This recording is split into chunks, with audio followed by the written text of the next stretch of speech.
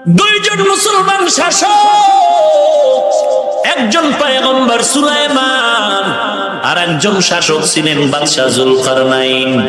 সূরা কাহফে জুলকারনাইনের ঘটনা। ইন্তেকালের সময় ভক্তদের বলে গেলেন মরণের পরে জানাজা হয়ে যাবে, কাফন থেকে দুটো হাত এরকম বের করে বাজারের মানুষের ঘুরাইয়া কবরে নিয়ে যাবি।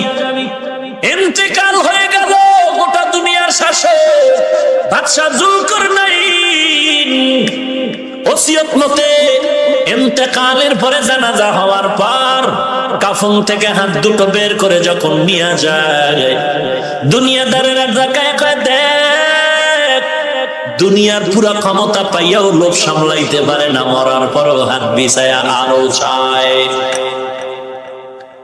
ইমানদার মুমিনেরা কয় না রে নির্ভোগ, না না রে বুকা হাব্ব, গোটা দুনিয়ার শাসক হইয়াও বাদশা জুলকারনাইন হাতটা দিয়ে ইশারা করে গেল, ওরে দুনিয়ার ক্ষমতার টাকার পাগল, আমি বাদশা জুলকারনাইন গোটা দুনিয়ার ক্ষমতা পাওয়ার পরেও আজকে খালি হাতে আমি কবরে রওনা দিলাম।